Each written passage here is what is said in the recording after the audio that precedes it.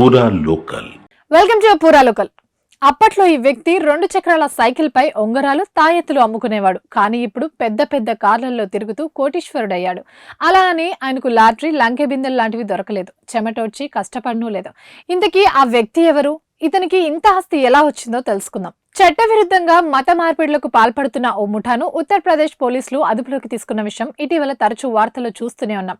ఇందులో కీలక సూత్రధారి అయిన జమలుద్దీన్ అలియాస్ చెంగూర్ బాబాను పోలీసులు అరెస్ట్ చేశారు. ఈ మత మార్పిడి రాకెట్ ను ఛేదించే పనిలో పడ్డ పోలీసులకు సంచలన విషయాలు తారసపడ్డాయి.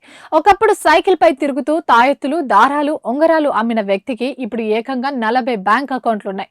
1 కాదు, 2 కాదు, సుమారు 100 కోట్ల విలువ చేసే ఆస్తులు అతని పేరు మీద ఉన్నట్లు గుర్తించారు. అయితే ఈ ఆస్తులన్నీ పశ్చిమాసియా దేశాల నుండి వచ్చినట్టు ప్రాథమికంగా నిర్ధారించారు.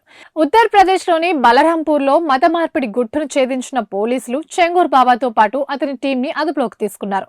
ఈ ముఠా పేదలు, నిస్సహాయ కూలీలు, బలహీన వర్గాలు, వితంతు మహిళలను లక్ష్యంగా చేసుకుని నిబంధనలకు విరుద్ధంగా వారికి నగదు, ప్రోత్సాహకాలతో పాటు కొన్ని సందర్భాల్లో బెదిరింపులకు కూడా పాల్పడుతూ మత మార్పిడి చేస్తున్నట్టు బయటపడింది. అయితే ఈ ముఠాకి ఉగ్రవాదులతో ఏవైనా సంబంధాలున్నాయా అన్న కోణంలో విచారించడానికి ఏటీఎస్ దర్యాప్తు బృందం నిమగ్నమైంది. అంతేకాదు బలరాంపూర్ లో ఈ ముఠా సాగిస్తున్న ఆగడాలపై స్థానిక పోలీసులు కూడా దర్యాప్తు ముమ్మరం చేశారు.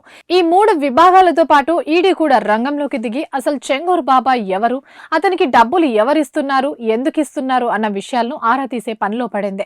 ఈ మేరకు చెంగూర్ బాబా ముఠా ఆగడాలపై ముఖ్యమంత్రి యోగి ఆదిత్యనాథ్ తీవ్ర స్థాయిలో ధ్వజమెత్తారు. ఆయన కార్యకలాపాలు సమాజానికే కాకుండా దేశానికి ప్రమాదకరమని ఫైర్ అయ్యారు. మత మార్పిడులకు పాల్పడే ఇలాంటి ముఠాలకి ఉరిశిక్ష విధించాలని మండిపడుతున్నారు. ఇవి ఇప్పటి వరకు అప్డేట్స్. మరిన్ని అప్డేట్స్ కోసం చూస్తూనే ఉండండి పూరా లోకల్.